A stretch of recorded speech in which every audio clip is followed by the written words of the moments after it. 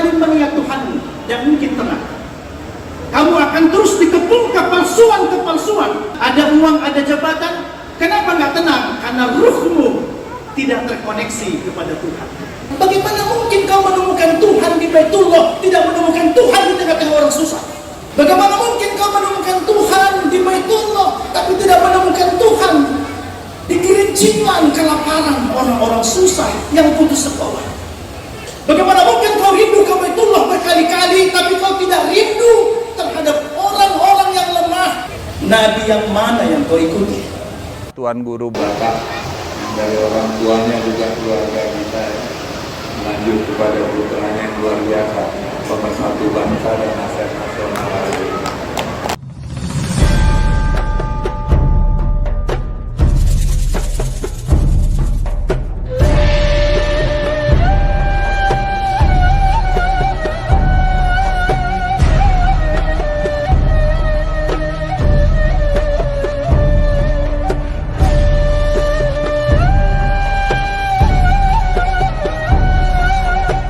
أدم الصلاة على الحبيب فصلاته الله يا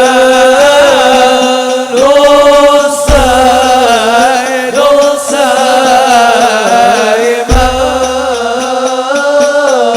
عنه شدي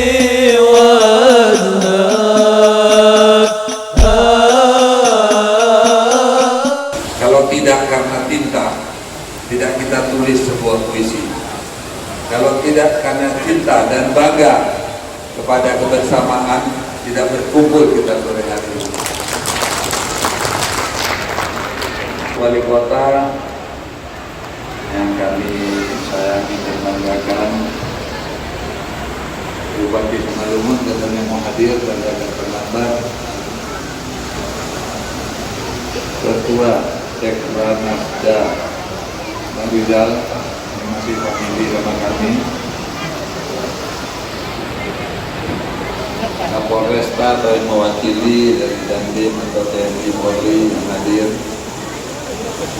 dan Lindam atau yang mewakili,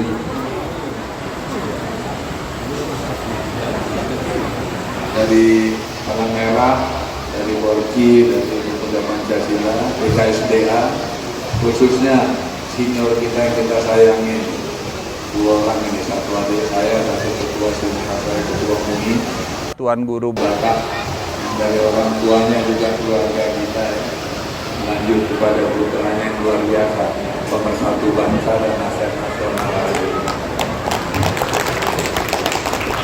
Assalamualaikum warahmatullahi wabarakatuh. Bismillah walhamdulillah, wassalatu wassalamu ala rasulillah Sayyidina Muhammad al-Fatihi al-Khatimi al-Nasir al-Hadi al-Siratul Mustaqim wa ala alihi wa sahbihi ajma'in. Nabi berkata, kam min shaimin laisa siyamihi illa al-ju' wal atos. Berapa banyak orang yang berpuasa tapi tidak mendapatkan apa-apa kecuali lapar dan dahaga.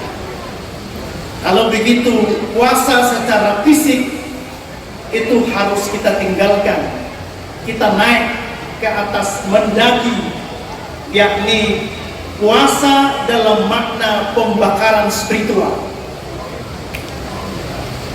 Pandai emas, apabila dia ingin memisahkan mana logam mulia, mana logam palsu, maka dia akan melakukan pembakaran pada titik-titik tertentu. Bapak Ibu, betapa kita sering dikepung oleh kepalsuan, sehingga kita tidak tahu lagi mana yang otentik, mana yang artifisial. Maka Ramadan sebagai pembakaran spiritual membakar semua dosa-dosa kita. Nabi berkata, sesungguhnya summiya Ramadan, disebut bulan Ramadan li'annahu, karena sesungguhnya Ramadan itu yarminus dzunub, membakar dosa-dosa. Maka Ramadan sebagai pembakaran spiritual untuk menemukan diri kita yang otentik, Karena kita sering dikepung oleh kepalsuan. Kenapa kita penting menemukan diri yang otentik? Karena Al-Quran mengatakan ada kata roja. Roja itu pulang, kembali. Ya ayyatuhan nafsul mutmainnah, irji'i ila rabbiki radiyatan mardiyah, fadkhuli fi ibadi wadkhuli jannati. Bapak Ibu perhatikan, siapapun kita, sehebat apapun kita, setinggi apapun jabatan kita, ternyata kita semua harus pulang. Rojak harus pulang. Dan orang bisa sukses pulang manakala dia mengetahui dari mana dia kembali, dari mana asal usulnya. Maka Ramadan sebagai pembekalan spiritual untuk menemukan diri kita yang otentik, diri kita yang asli. Maka Allah berkata, fa idza sawaituhu wa nafakhtu min ruhi. Ketika manusia kuciptakan kejadiannya, 4 bulan kurang lebih sempurna kejadian kita, maka Allah berkata, wa nafakhtu min ruhi, aku tiupkan ruhku kepadanya. Perhatikan Bapak Ibu, Tuhan memakai kata narasi min ruhi, ruhku. Dalam tradisi irfani, dalam tradisi sufi, min ruhi itu adalah sesuatu yang ilahi. Sesuatu yang ilahi itu adalah dimensi ilahiyah. Karena ini sesuatu yang ilahi, maka diri kita sesungguhnya berasal usul dari Allah.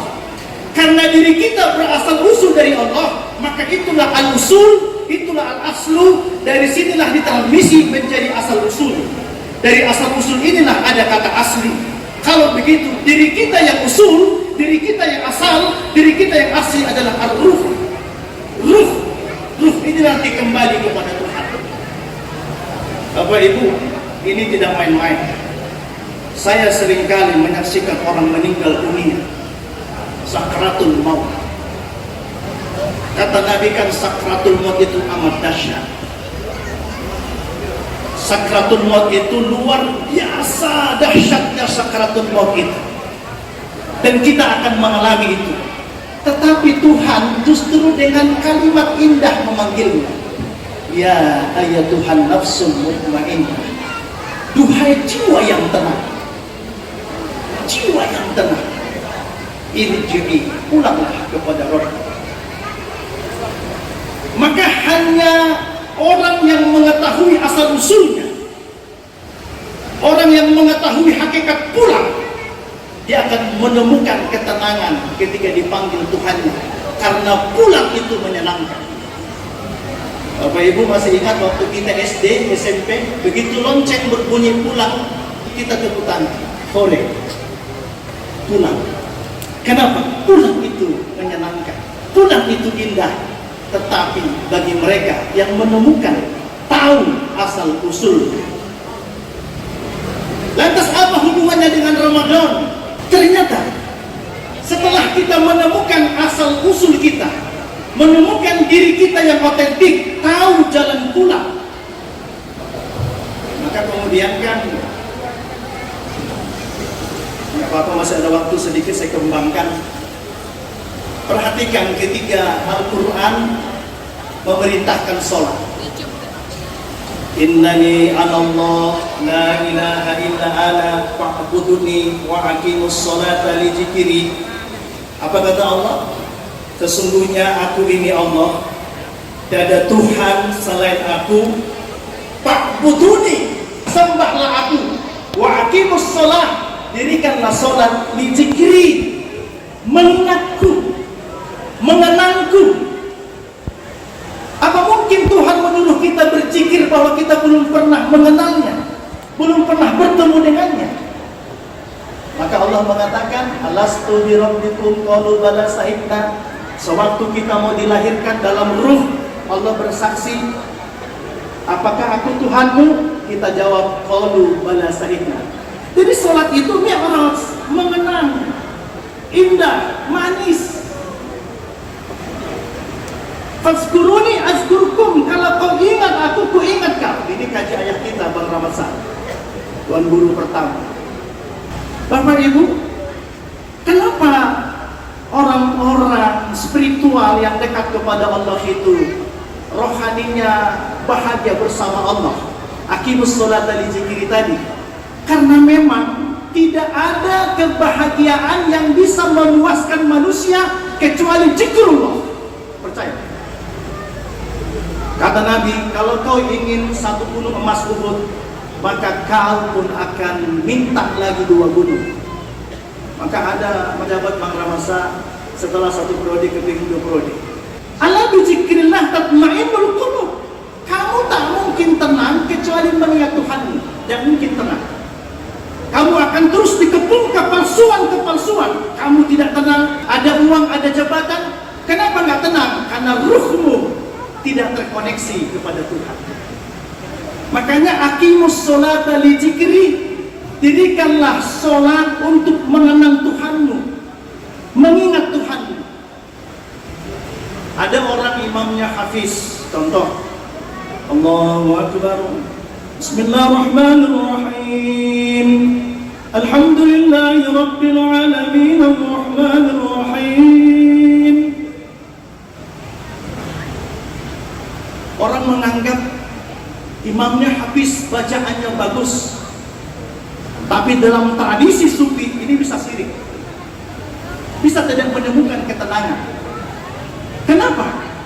Karena waktu sholat tadi dia yang diingatnya tajwid, yang diingatnya lagu, yang diingatnya tafsir, Tuhannya mana? Padahal kata Allah, aqimus sholata li dzikri, dirikanlah sholat untuk mengingatku, mengenangku. Fazkuruni azkurkum, kau ingat aku, ku ingat kau. Ini peristiwa musahadah. Maka jangan merasa hebat kalau imamnya hafiz Quran. Ya kalau dia sholat mengingat lagu, mengingat tajwid, Tuhannya mana? Makanya doa-doa kita jarang tidak kabul. Tuhan yang dibayangkan itu nama, bukan pemilik nama. Oke, ini kita cukupkan dulu. Kalau nanti kira-kira gantung, kita sambung di pondok. Kita lanjut. Kenapa kemudian ya Tuhan nafsul itu, jiwa tenang itu kemudian menjadi panggilan Tuhan tak kala kita sakaratul maut? Dan siapa jiwa yang tenang selain tadi orang yang berzikir? Nabi berkata bahwa puncak kedekatan kepada Tuhan ketika kemudian engkau merasa sedih melihat orang susah, ketika kau tersakiti melihat orang sakit, ketika kau merasa lapar melihat orang lapar. Syekh Abdul Qadir Al-Jilani berkata, puncak spiritual itu selain kau menemukan kedekatan dengan Tuhan adalah ketika kau kemudian tersentuh melihat orang susah, melihat orang sakit, menolong orang-orang yatim, duafa. Dan inilah nanti yang dipanggil dalam keadaan jiwa yang tenang. Jangan kau haji berkali-kali, cukup kau sekali haji, umrah 3 kali. Kenapa? Karena apabila kau berkali-kali umrah, di tempatmu, di kecamatanmu ada anak yatim, ada orang putus sekolah, nanti kau ditanya Allah di akhirat. Ngapain kau bolak-balik sementara ada orang susah di tempatmu nggak kau perhatikan? Ara'aital ladzi yukazzibu bid-din fazalikal ladzi yad'ul yatim. Tahukah kau siapa pendusta agama itu? Pendusta agama itu adalah orang-orang yang suka menelantarkan anak yatim dan tidak memberikan, tidak peduli kelaparan orang-orang miskin. Surah Al-Ma'un. Kayak Bapak Ibu, jangan sering-sering ngomong. Perhatikan aja, putus sekolah anak yatim. Saya Bang Rahmat terganggu kalau ada orang mengatakan begini, ya Allah aku rindu. Siapa gak rindu pulang ke rumahmu? Saya bilang, bagaimana mungkin kau menemukan Tuhan di Baitullah, tidak menemukan Tuhan di tengah-tengah orang susah? Tuhan apa yang kau sembah? Bagaimana mungkin kau rindu ke Baitullah berkali-kali, tapi kau tidak rindu terhadap orang-orang yang lemah untuk kau santuni? Bagaimana mungkin kau menemukan Tuhan di Baitullah, tapi tidak menemukan Tuhan di gereja kegencingan, kelaparan orang-orang susah yang putus sekolah. Nabi yang mana yang kau ikuti? Maka Bapak Ibu yang dirahmati Allah, setiap kita ada acara, jangan lupakan rakyat kita, orang susah, seperti yang dilakukan saya dan kita semua berharap Bang Rahmat saya ini panjang umur, dan punya kita kepentingan mendoakan dia supaya makin banyak bikinkan umat ini. Kita ini kekurangan tokoh inspirasi. Jadi pejabat itu banyak, dan orang kalau dapat takdirnya seseorang bisa menjadi pejabat tidak disangka-sangka, tetapi menjadi inspirasi bangsa itu tidak mudah, dan ini harus yang kita coba. Maka hanya orang yang mengalami puncak spiritual tadi, dekat dengan Tuhan, dan kedekatannya dengan Tuhan itu kemudian diterjemahkan dengan peduli terhadap orang-orang lemah, peduli terhadap orang susah, peduli terhadap lingkungan, hewan, alam, dan lain sebagainya. Inilah kemudian yang dipanggil dalam keadaan tenang. Tanpa itu saya ragu tidak tenang. Saya sering berkata, kalau kau sekarang tidak tenang, bagaimana mungkin kau tenang dipanggil Tuhan?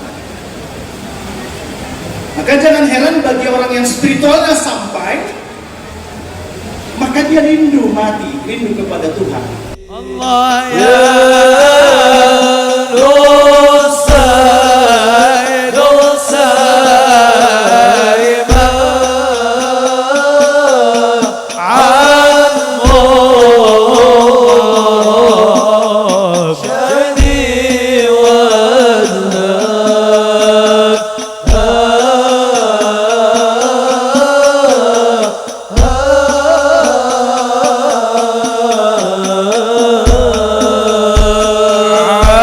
عاشق